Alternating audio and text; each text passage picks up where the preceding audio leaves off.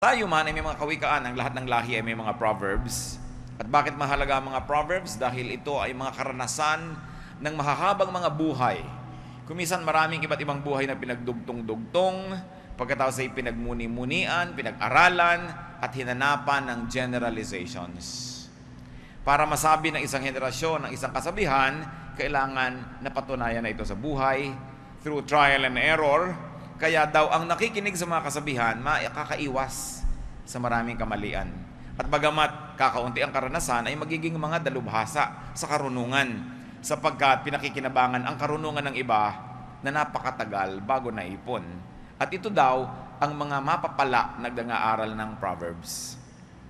At nais nating pag-aralan ng mga butil-butil na mga Proverbs na ito, at paano nga ba ito magiging praktikal na katotohanan sa ating buhay. So Proverbs are for wisdom, for discipline, for righteousness and justice, for decision making, especially of young people who lack experience, and for understanding words of insight. Sayang ang mga matatalinong mga salita na hindi na iunawaan. Because wise words are codes and they have to be decoded. Sayang yung mga mahahalagang mensahe kung hindi naman pala pakikinabangan dahil hindi naintindihan. At ngayon, ang nais nating bigyan ng pansin, Proverbs 1:7. The fear of the Lord is the beginning of knowledge, but fools despise wisdom and discipline. Ang paggalang daw at pagsunod kay Yahweh ay pasimula ng karunungan. Ngunit walang halaga sa mga mangmang ang aral at mga saway. In this case, the Tagalog version is superior to the English version because the English version only says, the fear of the Lord. Akala mo tuloy yung fear na takot na nanginginig ka, umiiwas ka, ayaw mo sa Diyos. Subalit, pag pinag-aralan natin yung original language, ang ibig sabihin lang nung fear na yun ay reverence. Kaya nung Tinagalog, sinabing ang paggalang at pagsunod. Na sa English version ay fear lamang yon. That's why many people who rely only on the English version sometimes miss the point. Merong napakalaking advantage sa Tagalogin ang Hebrew sapagkat ang salitang Hebrew po ay pinsan ng Tagalog. Marami silang mga similarities, marami silang paraan ng construction na magkamukha at maraming madaling pagkaunawaan kung sila ang nagtatalastasan, Hebrew and Tagalog, kesa sa English. Kaya napapansin nyo siguro, mas madalas tayong gumagamit ngayon because finally I found a Tagalog version that is very, very faithful to the Hebrew and even to the Greek, and superior to the English renditions, at least most of the English renditions. So what is the foundation of knowledge? Kung sinasabing, let's start from the very beginning, if you're going to read ABC, if you're going to sing Do, Re, Mi, pero kung magiging matalino daw ang tao, ang umpisa niyan is fear of the Lord. And remember, when we say fear, we don't mean yung cringing in fear, yung nanginginig ka sa takot, iniiwasan mo, ayaw mo. Paggalang, reverensya, pitagan, ang pinakamagandang translation niyan. Fear of the Lord. Ang tunay daw na karunungan nagsisimula sa pagpipitagan sa Diyos.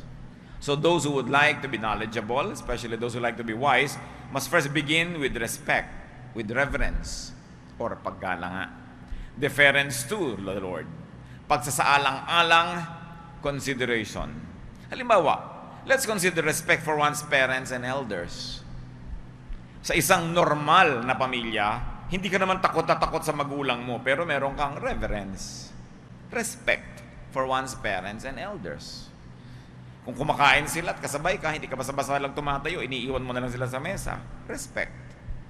Sa mga Arabo, hindi pinapakita ng mga anak ang mga talampakan nila sa kanilang magulang, lalo sa kanilang ama. Sa kultura nila, disrespectful yun, yung ipakita mo yung talampakan mo. Iba't ibang lahi, iba't ibang pagpapakita ng respeto.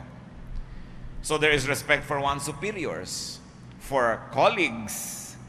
Kaya kung isa sa mga aeroplano nakalagay, as a courtesy to the next passenger, please wipe the basin that you have used because you have to respect your co-passengers.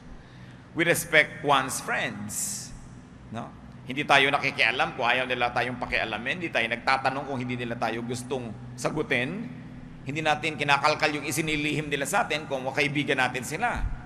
Hinihintay natin sila magsiwalat ng lihim at pag isiniwalat nila, doon lang tayo nakikisalo. At kung hindi, hindi tayo nakikialam. Respect for friends. Respect for your partner or for your spouse, na hindi mo basta-basta pinapakialaman kahit cellphone niya. Hindi mo binabasa lahat yung nandun.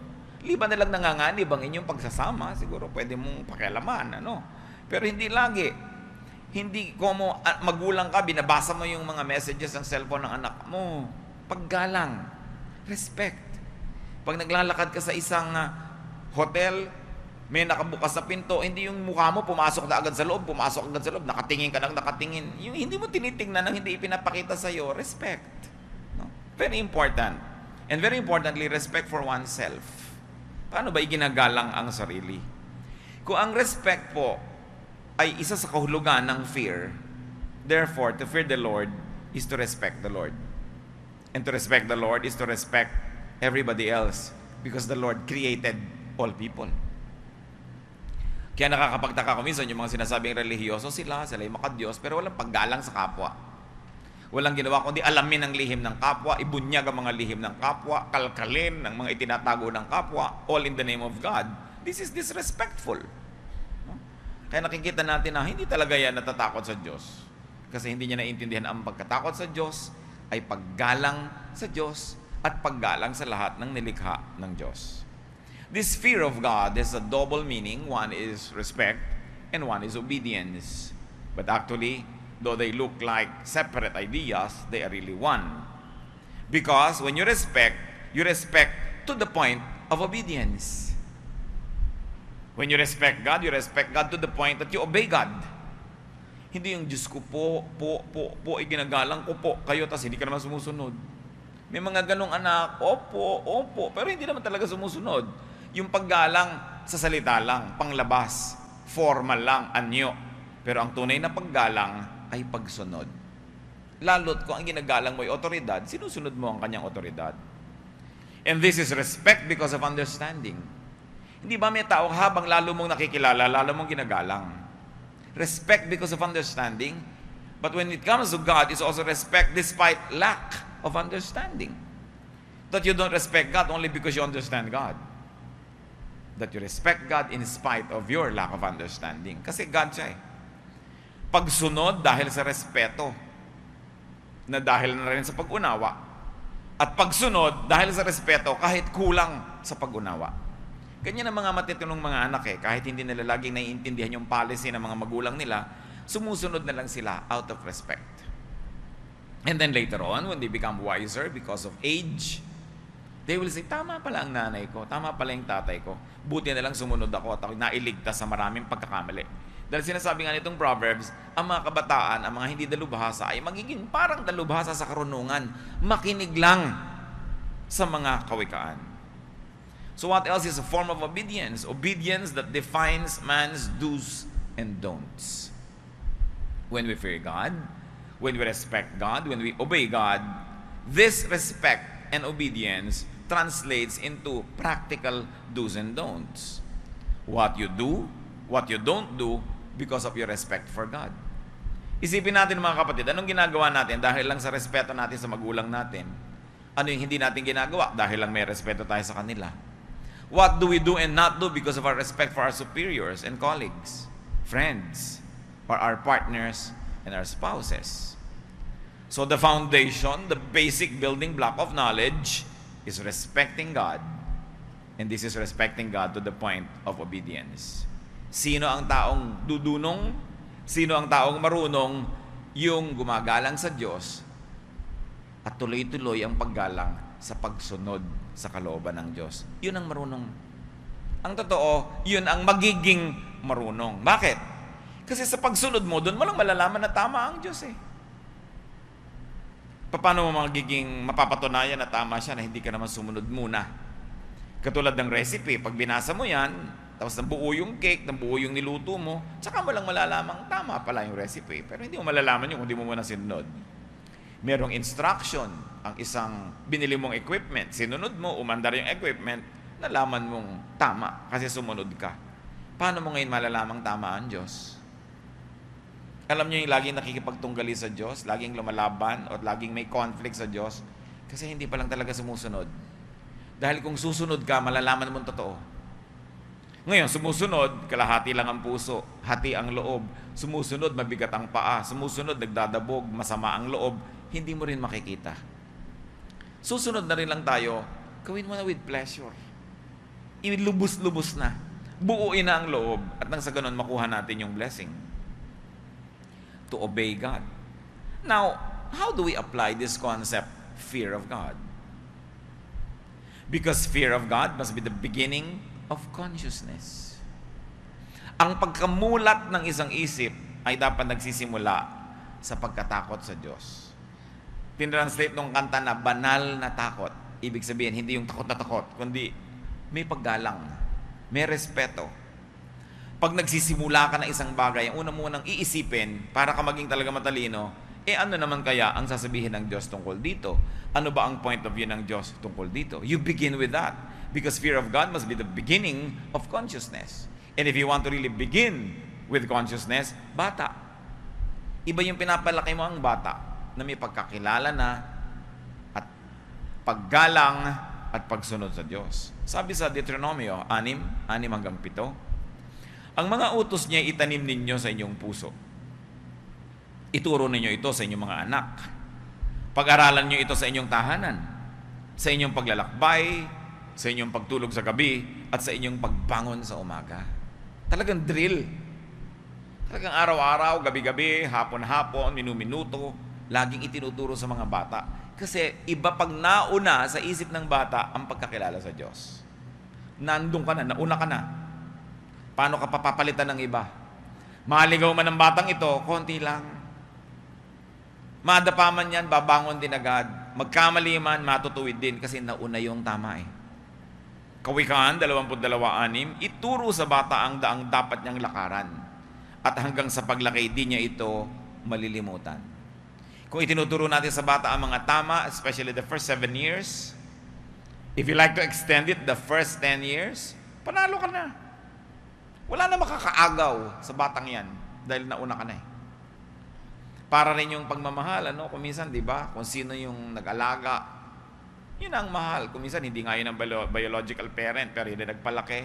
Sumulpot man yung biological parent galing sa ibang planeta, hindi na niya maaagaw ang pag-ibig ng batang ito kasi nauna ka na eh. So ano ngayon ang mangyayari pag inuna mo yung pagkakilala sa Diyos, the fear of God, the respect for God, obedience to God? Hindi ka na dapat mag-alala. Ano kaya ang gagawin ng anak ko pag nag-high school siya, pag nag-college siya, pag tumanda siya? Nakatanim na yung salita ng Diyos eh. Siyempre, maganda kung may follow-up, maganda kung patuloy itong napapalago. Pero yung gumawa ng tamang assignment, itinuro ang tama sa bata sa simula pa lang, yan ang nakakapag-relax pagtanda. Pero yung mga tamad na magturo, hindi nagturo ng nagturo, yan ang hindi makakapahinga, matanda na lang yan, hanap pa ng hanap sa mga anak, sa mga presinto, sa morgue, sa ospital, sa mga sementeryo. Dahil hindi na una ang turo. Sa inyo na magpapalaki pala ng mga bata, unahan. Pero huwag yung laging, huwag kang iinom ng coke, magagalit si Jesus. Yung mga katamaran ng pagpapaliwanag kung ba't hindi siya yung gustong painumin, sinasangkalan lagi ang Diyos. Ayan, magagalit ang God. Pag may pastor, magagalit si pastor, huwag kang kumain ng ganyan. Yung panakot, ang mga tao, panakot ang Diyos, panakot yung pastor, panakot yung mga religious leaders. It's the wrong way to approach this. Because people equate God and people equate things that are belonging to God with fear. Alam niyo, mga tamad na magulang yan. Pastor, pag sabihin mo nga ang anak ko, at tikas-tikas ng ulo niya, ikaw kasama nung lumaki, ba't ako pagsasabihin mo dyan? It only tells me how lazy you are na magturo. Di ba?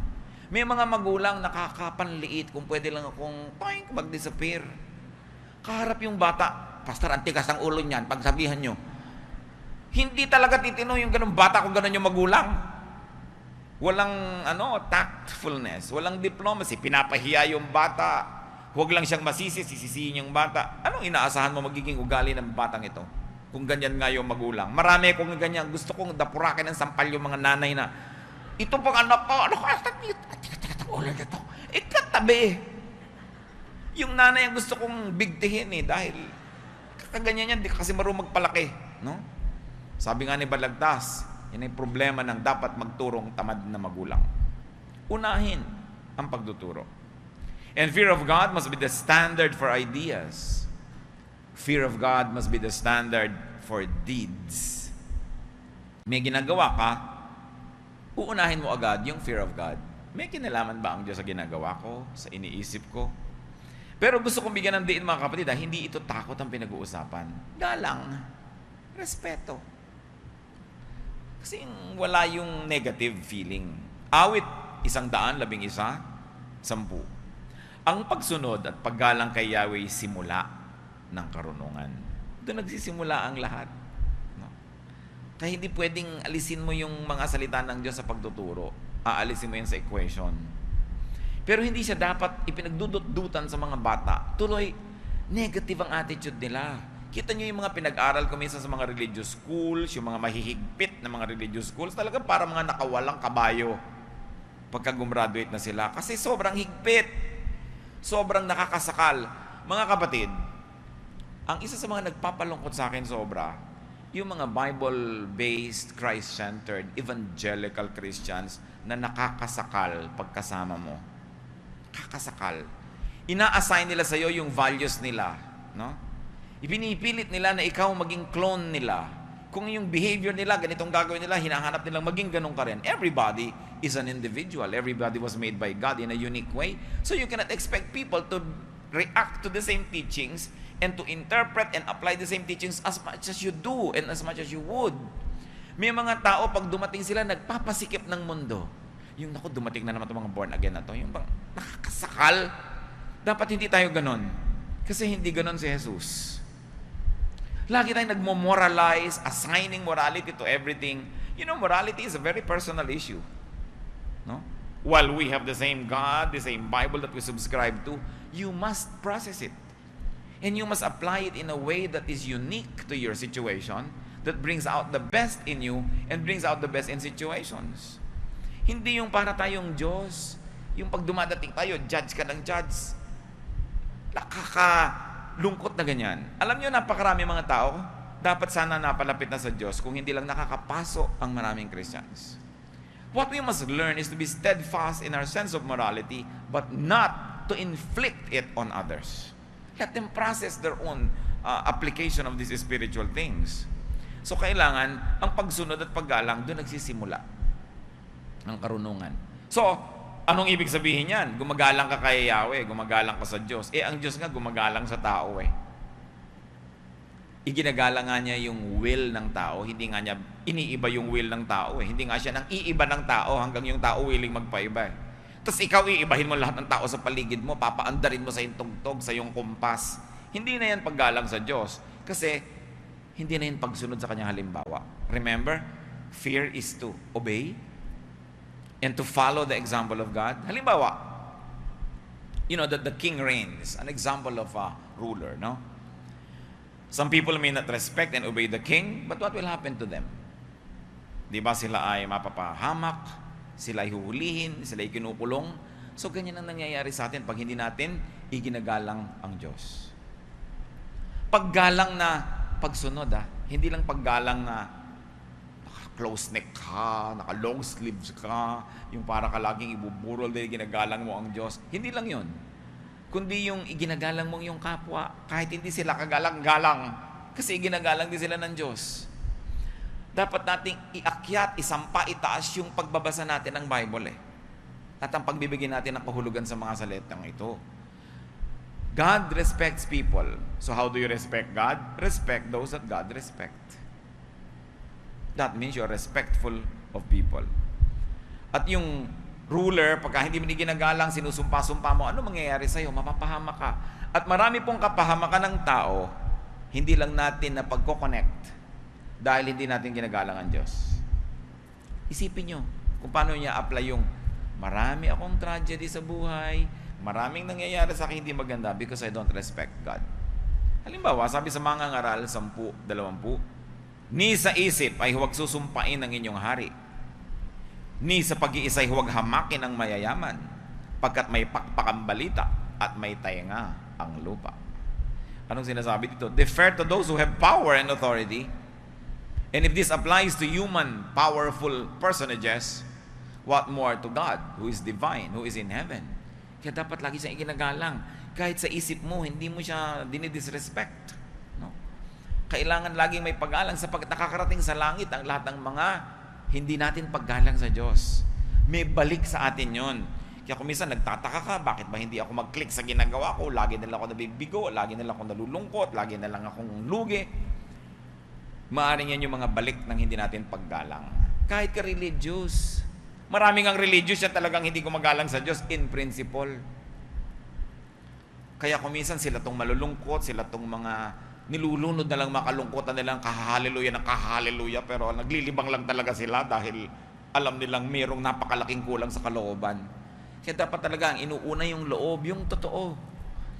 At walang makakapagpaliwanag ng salita ng Diyos sa inyo mga kapatid, kasing tindi ng sarili niyong pag-unawa dito. That we must graduate to the level of engaging the Word of God, finding its meaning in our own terms, and applying this in our own terms so that the words of God become beneficial to us. Ibinigay ang salita ng Diyos, ibinigay ang mga utos ng Diyos para tayo magbenepisyo. Hindi tayo pahirapan. Hindi para tayo igapos at hindi para tayo tuligsain o kaya usigin. All good things come from the Father of lights. All good things come from above. And what are they supposed to achieve? Goodness for those who receive them. Kaya dapat sinusuri natin ang ating pananalig na nakabubuti, hindi nakasasama.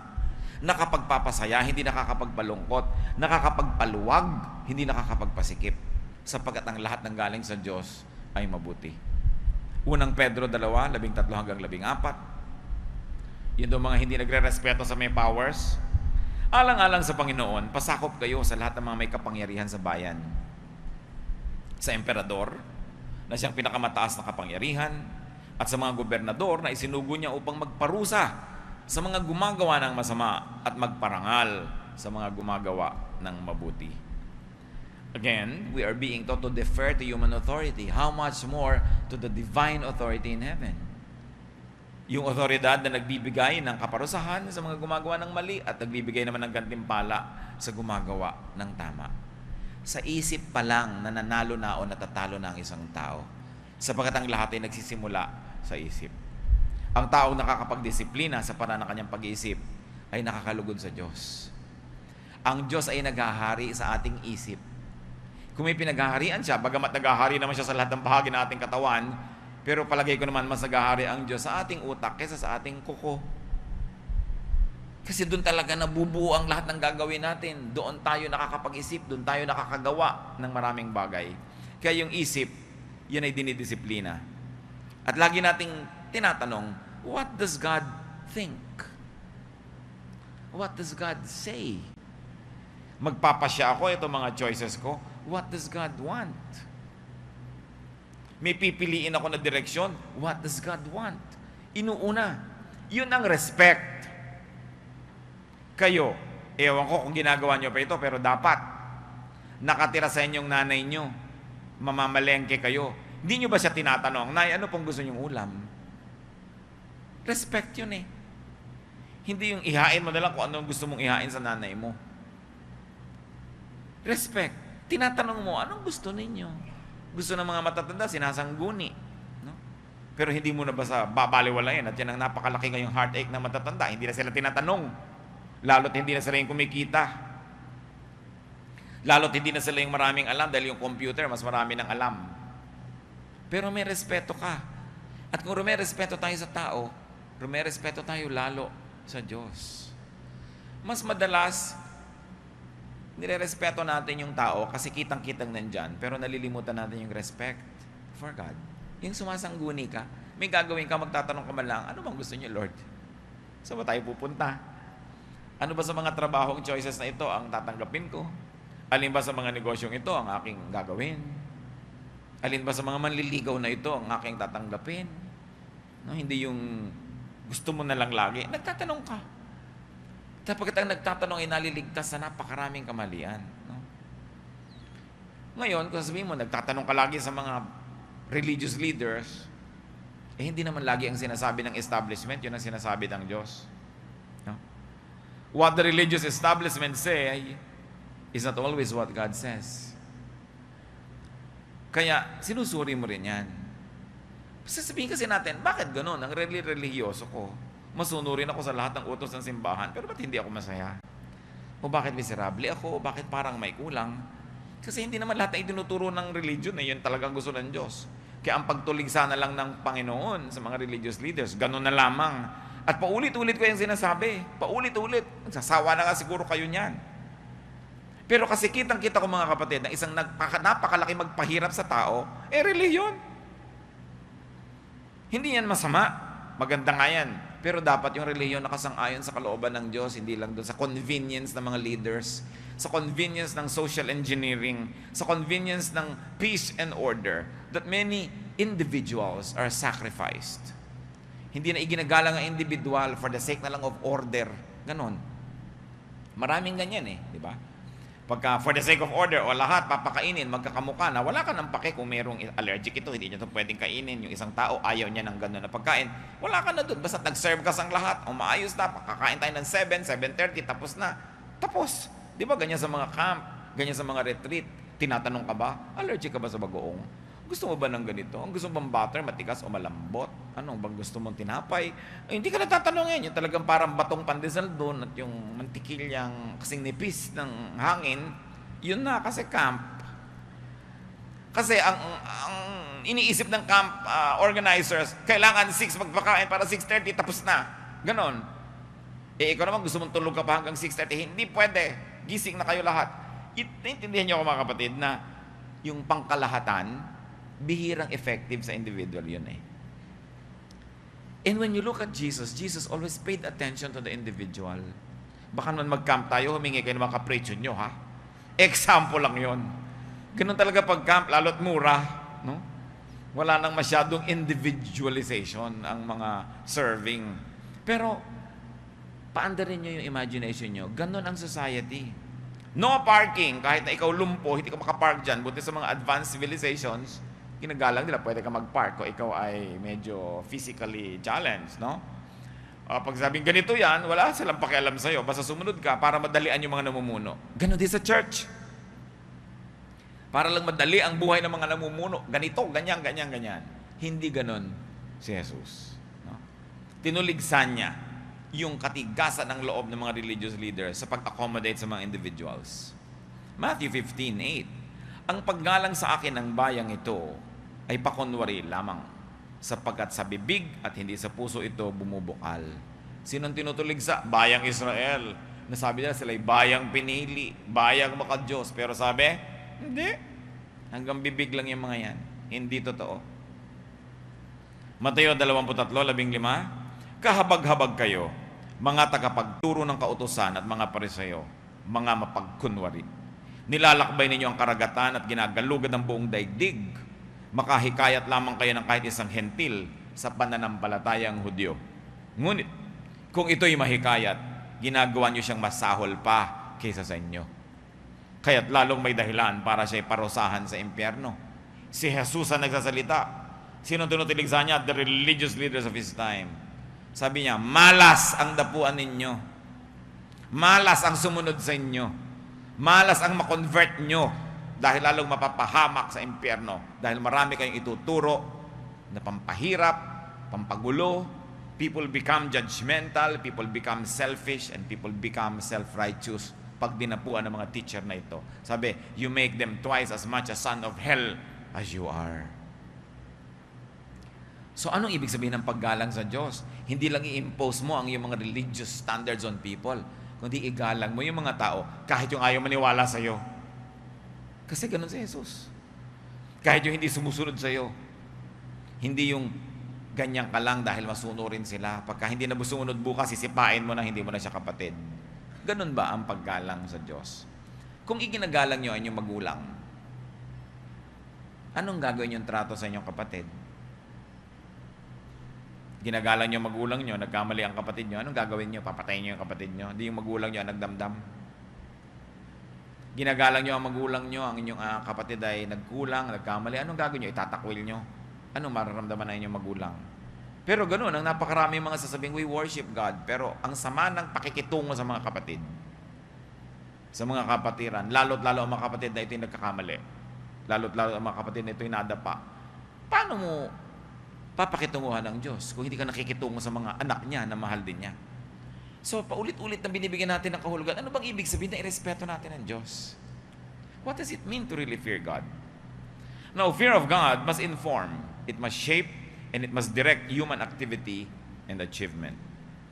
Na siya ang lagi mong iniisip, ano nga ba ang marapat, nakagalang-galang na pamamaraan para sa tingin ng Diyos. Kawikaan 15:33, ang paggalang at pagsunod kay Yahweh ay nagtuturo ng karunungan. Sabi sa mga ngaral 12, 13 hanggang 14, sa kabila ng lahat ng ito, isa lamang ang aking masasabi. Matakot ka sa Diyos at sundin mo ang kanyang mga utos, sapagkat ito ang buong katungkulan ng tao. Lahat ng gawin natin, hayag man o lihim, mabuti man o masama, ay ipagsusulit natin sa Diyos. So pag may ginagawa tayo, dapat lagi tayong aware. Ipagsusulit ko to. Mananagot ako dito. Makakatanggap ako ng palo o haplos. Makakatanggap ako ng gantimpala o parusa sa iniisip ko, sa ginagawa ko. Therefore, all human activity must be informed and shaped and directed by our conscious effort to respect God. Be wise. Respect God. Pag sinabi mo, paano ka igagalang ang Diyos? Hindi ko naman siya nakikita. Paano ka igagalang ang Diyos? Nasa langit naman siya. Paano ko ba pwedeng bastusin ang Diyos? Di ba? To respect God, and you don't know how to do it, because many of us don't know how to do that because God is invisible, just respect God's creation. Di ba? Ginagalang mo ang asawa mo, nagluto. Paano mo ngayon itatrato yung niluto niya? Igalang mo rin. Kahit minsan ka walang lasa. Di ba? Pero igagalang mo dahil ginagalang mo yung gumawa. Iginagalang mo halimbawa ang isa mong kaibigan. So yung anak niya, alang-alang sa iyong kaibigan, tinatrato mo ng mabuti. So paano igagalang ang Diyos? I like to propose one very practical way. Just respect God's creation. And the highest and the foremost creation of God ay tao. Kung sa theology, hirap na hirap kang i-translate how to respect God, then just respect your fellow men. That is pure religion. Awit 8, 6 hanggang 8, ginawa mo siyang pinuno ng lahat ng iyong nilikha. Sa lahat ng mga bagay, siya ang iyong pinamahala. Mga tupa at kawan, pati ng mga mababangis, lahat ng ibong lumilipad at mga isda sa karagatan, ang lahat ng nilikhang nasa karagatan. Ibig sabihin, talagang binigyan ng Diyos ang tao ng very special position. Hindi mo kayang sampahin yung langit para irespeto ang Diyos. Irespeto mo ang tao, pagrespeto na rin yun sa Diyos. Sinasabi mo, paano ka naman mababastos ang Diyos? Madali, mambastos ka lang ng tao, binastos mo na ang Diyos. Kaya maraming mga tao, umaani ng maraming parusa, hindi nila alam kung saan ang galing. Kasi ang dami pala nilang taong binabastos. Ang dami pala nilang taong hindi pinapahalagahan. Yung iba naman nagtataka, bakit kaya ang luwag-luwag ng buhay ko, lahat ng ginagawa ko magaan? Yung pala, ang dami lang ginagalang. Kasi, sabi ni Lord, whatever you do to the least of this, you do to me. Mahirap bang maintindihan yun? Hindi na natin kailangan maging napakalalim at napakataas sa ating pananalig. Ibaba mo lang sa lupa yung application. Respect for God is respect for people that He loves. He loves people whether they are lovable or not. It means respect for others. Unang Pedro 2:17, igalang ninyo ang lahat ng tao. Ano bang ibig sabihin ng lahat? Lahat. Filipos 2:3, ituring ninyong higit ang iba kaysa sa inyong mga sarili. At meron pa pong isang mahalaga. I like to propose a very profound religiosity. Respect yourself. Kahit sa ulo mo ang lahat ng verses, if you don't respect yourself, then you don't respect God who created you. Therefore, you are disrespecting God in spite of your religion. Respect yourself. Psalm 139:14, I praise you because I am fearfully and wonderfully made. Your works are wonderful. I know that full well. Pag pinipintasan ninyo, minamaliit, hinahamak ang inyong sarili, iniinsulto nyo ang Diyos. Kasi nilikha niya kayo eh. Di ba kung minsan merong pintor, pinintasan mo ng pinintasan, yung ginawa niya, di siya yung sinasaktan mo nun. Merong gumawa ng isang bagay, floral arrangement, hindi mo in-appreciate, di yung gumawa nun ang nilalapastangan mo. Napakarami sa atin mahilig mag-self-depreciation. Ganito lang ako, ano lang ako. Hindi ako maganda, pangit ako, maliit ako, negrita ako, kulot ang aking buhok, bobo lang ako, mahirap lang ako, probinsyana ako, yung mga ganyan-ganyan. Tapos hallelujah ka ng hallelujah. Nako, walang talab yung hallelujah mo. Iniinsulto mo ang sarili mo, tapos puri ka ng puri sa Diyos. Hindi mo alam, bastos mo lang sa Diyos doon dahil ginawa ka, tapos pinipita sa sarili mo, tapos hallelujah ka ng hallelujah. Walang talab yun. Mamamalat ka lang. Huwag naman, good morning myself, you are beautiful. Hindi naman gano'n, ano? Dahil sobra naman sa kabilang dulo. Pero humanap ka ng maipupuri na ipagmamapuri at ipagmamalaki at ipagpapasalamat ako sa iyong sarili kasi hindi ka naman isang malaking pagkakamali ng Diyos. Madalas lang sinusukat natin ating sarili sa panukat ng iba, sa panukat ng advertising, sa panukat ng kung ano-anong standard. Kaya tuloy tayong lumulungkot. Sukatin mo ang sarili mo sa panukat ng Diyos. Nilikha kang ganyan, hindi ka mistake. At habang hinahanap mo yung lugar mo, habang ina-appreciate mo kung sino ka, kung ano yung talent mo, doon mo lang mahahanap ang tamang lugar mo sa mundo. Doon ka magiging mahalaga, doon ka sasaya, at doon ka magiging mabunga. 1 Corinthians 6:19, hindi ba ninyo alam na ang inyong katawan ay templo ng Espiritu Santo na nasa inyo at ipinagkaloob ng Diyos sa inyo? Hindi na ninyo pag-aari ang inyong katawan. So, ibig sabihin, kahit ikaw, wala kang right na sirain yung katawan na yan. Kahit ikaw, wala kang right na yan ay maliitin sapagkat yan ay tahanan ng Espiritu ng Diyos. To respect yourself is to respect God. To respect yourself, therefore, is to be wise. So, diyan tayo ngayon mag-focus mga kapatid, di ba? Respect God. Na ngayon, sinabi na natin, respect for God is respect for self, among many things. So, do not degrade yourself for many reasons. One is for desire. Do not degrade yourself because of your desire for things. Huwag ninyong papabayaan mga kapatid na hamakin ninyo ang inyong sarili dahil lang sa inyong mga gustong makamit, mabili, maging inyo, makamkam, maangkin. Maraming mga tao, magkaroon lang halimbawa ng kotse, nagpakahamak-hamak na. Makuha lang yung mas malaking mana, nagpakababa-baba na ng pagkatao, pati mga sariling kapatid, kinakatalo na.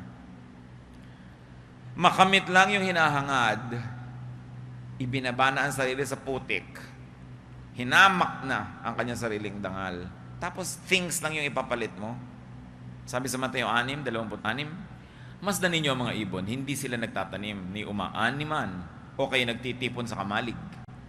Ngunit pinapakain sila ng inyong Ama na nasa langit. Hindi ba't higit kayong mahalaga kaysa mga ibon? So why degrade yourself just for a piece of jewelry? Just for a piece of property? Just for a little something? Sabi, higit kayong mahalaga kaysa dyan. Hindi kayang tumbasan ang halaga ng salapi, ang dangal ng isang tao. Ang kanyang halaga sa tingin ng Diyos. Mateo 6:31-32. Kaya't huwag kayong mag-alalang baka kayo kapusin sa pagkain, inumin o damit. Hindi pa mga hentil na nababahala tungkol sa mga bagay na yan. Alam ng inyong Ama na nasa langit na kailangan ninyo ang lahat ng yan. Bakit ito sinasabi? Kasi sa pag-aalala ng tao, marami rin siyang sinusuot na pagpapakababa. Sa kanyang mga insecurity, sa kanyang mga worries, hinahamak-hamak din niya ang kanyang sarili sa paghahanap niya ng security, sa paghahanap niya ng sagot sa kanyang mga pangangailangan. Sabi, mga ibon, yung mga insekto, pinapakain ng Diyos, kayo pa ba? Hindi pa ba niyo naintindihan kung gaano kayo kahalaga sa Diyos? Kuminsan, di ba? Meron ako nabasa sa Reader's Digest, isang ina, mahal na mahal niya yung anak niya, halos hindi pa dapuan sa insekto. Ito namang anak talagang naglayas. Nawala ngayon, nakuha siya ng mga masasamang tao, ginawa siyang prostitute, nakagapos siya doon, ginagahasan na kung sino-sinong tao, halos hindi pa kainin, halos hindi makakaligo. Anong pagbasag sa dibdib ng isang magulang na ang mahal na mahal mong anak, halos itangi mo't idambana, ay ginaganong-ganon ng iba? Diba? Ngayon, nararamdaman din yun ng Diyos pag ginaganon natin sarili o nang gaganon tayo nating kapwa. Sapagkat ang bawat tao ay tinatangi ng Diyos. All our theology will mean nothing if we don't love people genuinely. Whether they are lovable or not, whether they conform to our religious standards or not. No? Love is what Jesus exemplified. Yung paghahangad, nakakapagpababa yan. Hindi ko na kailangan explain sa inyo. Isipin niyo lang mga kapatid, ang mga sarili niyong paghahangad na nagmukha kayong cheap. No? Dahil lang interesado kayo. What you do not covet cannot enslave you. Sino ang taong malaya? Yung hindi naghahangad. Sapagkat hindi kayo kayang alipinin ng hindi nyo pinagnanasaan. Di ba kahit sa pag-ibig, napapakaali-alipin ka dyan dahil gusto mo siya eh. Eh kung hindi mo siya gusto, ba't ka man niya maalipin? Kaya binabantayan mo kung sino ginugusto. Binabantayan mo kung sino hahangarin. Kung ano ang gugustuhin. Dahil nagiging alipin ka niyan. Do not degrade yourself because of your desire for ambition. Now, don't get me wrong. Hard and honest work is not degradation. It is not degrading. Pag nagsisikap ka lang talaga. Pero may mga ginagawa yung iba na dahil sa ambition, nagkakadababa talaga. Yung kahit na sila magpakababa sa harap nitong isang tao, sa harap lang ng iba, magpaka silang mataas, pwede na rin. Stooping too low, stripping oneself of respectability, losing self-respect for ambition. Remember, our ambition is tempered by our respect. The moment you lose your respectability for ambition, you're already destroying the very fabric of our ambition. May isa pa na hindi natin dapat ahayaan mga kapatid. Do not degrade yourself for desire for pleasure. Yung mga iba gusto lang makapagbakasyon, ibebenta na ang kaluluwa. No? Gusto lang sumarap ang buhay kahit na ibayad na yung kanyang dangal. Desire, which can be sexual or non-sexual, can be very, very powerful. What do people go down to and put up with in pursuit of pleasure? Yun lang mga nandadaya sa mga asawa nila, no? Para lang magkaroon ng kulasisi. Kung ano-anong mga nakakapagpababa ng pagkataong ginagawa niyan. Para lang mailihim, para lang magawa ang kanyang mga pinaggagawang hindi niya dapat gawin dahil may pananagutan siya sa kanyang asawa. Nagtatago, sumusuot sa mga sulok-sulok, gilid-gilid, nagpapanggap, kung ano-ano. Dahil lang sa paghahanap ng sarap. At kung meron akong gustong bigyan ng diin, isa pong malakas magpababa ng pagkatao, mga kapatid, is desire for romance. Desire for love. No? Sabi sa mga hukom, 14, 1 hanggang 2, isang halimbawa ito ng paghahanap ng pag-ibig na hindi naman dapat kasi. Minsan, nagpunta si Samson sa Timna at nakakita siya roon ng isang dalagang Filistea. Nang siya'y umuwi, sinabi niya sa kanyang mga magulang, mayroon po ako nakita isang dalagang Filistea sa Timna. Kunin po niyo siya para sa akin. Gusto ko siyang mapangasawa. Samson's desire for romance led to his downfall. Now, not all desires for romance leads to downfall, ha? Kaya lang, alam mo pa lang sa simula, tragedy ito. No? Hindi na yung ipagsisiksikan mo ang iyong sarili doon sa hindi dapat. Those who seek love and romance to the point of degrading themselves only lose that love more quickly.